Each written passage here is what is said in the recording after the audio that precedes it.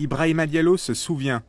En 1984, ce vétérinaire sénégalais reçoit une lettre de l'ambassade du Canada. Il n'est pas autorisé à réaliser son rêve, immigrer au Canada. Grâce au parrainage de son épouse, M. Diallo pourra finalement immigrer à Winnipeg. Il deviendra par la suite doyen de la faculté des arts et la faculté des sciences de l'université Saint-Boniface. J'étais chanceux parce que quand je suis venu, j'ai pu m'insérer dans un créneau qui était ouvert et j'ai excellé dans ce créneau-là. M. Diallo le reconnaît, son parcours reste un cas plutôt isolé. Beaucoup d'immigrants n'ont pas eu cette chance. Parce que quand vous avez été quelqu'un qui a fait des études, qui a réussi dans son pays, qui a gravé tous les échelons, qui avait la connaissance, vous arrivez dans un autre pays, on vous dit tout ce que vous avez appris ne nous intéresse pas. Alors vous comprenez un peu ce que ça peut avoir comme atteinte à votre dignité. Mieux aiguiller les immigrants francophones avant qu'ils arrivent au Manitoba, c'est l'objectif du World Trade Center, situé au cœur du quartier Saint-Boniface. 85% d'entre eux choisiront Winnipeg comme ville d'accueil dans la province.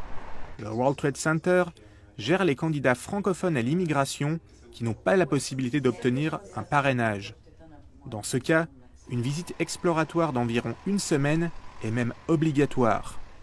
Chaque année, je répondais à peut-être 400 à 600 demandes de candidats qui s'informaient par rapport au programme de la province. Et là, facilement, j'ai ça dans 2 semaines. Alors, je réponds des milliers de courriels à toutes les années. Surtout depuis les derniers 3 ans, il y a une énorme augmentation.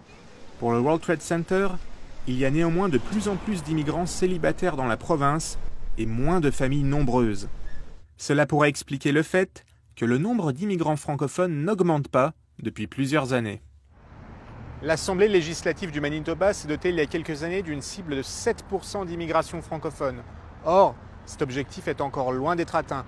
Et donc, ça pose la question du réalisme d'une telle cible. I think targets are always a great initiative for goal setting, and having that goal of 7% is, I believe, a worthwhile and lofty goal. Les immigrants francophones ne représentent aujourd'hui que 3 à 4% des résidences permanentes délivrées chaque année par la province. Ce chiffre ne pèse pas lourd en comparaison des Philippins, des Indiens ou des Chinois qui représentent 60% de l'immigration dans le Manitoba. D'après les données du dernier recensement, les franco-manitobains sont maintenant moins nombreux qu'en 2011. Et le français est maintenant la 3e langue à Winnipeg, derrière l'anglais et le tagalog, la langue des Philippines. L'immigration francophone ne serait pas la seule responsable de ces chiffres. À ce stade-ci, ce ne sont pas les immigrants récents qui passent à l'anglais. Je pense que ce sont davantage des familles franco-manitobaines. Ce sont eux qui connaissent davantage ces problèmes de rétention linguistique. Tout n'est pas si sombre cependant selon M. Frenette, lui-même ancien résident de l'Ontario. La concentration des francophones à Saint-Boniface resterait un atout important. J'observe que l'intégration semble moins difficile qu'en Ontario, par exemple, au sein de la communauté francophone. Au niveau, par exemple, des associations, la Société franco-manitobaine a eu dans le passé des immigrants qui ont accédé à la présidence de l'association. Ça ne s'est pas encore fait en Ontario.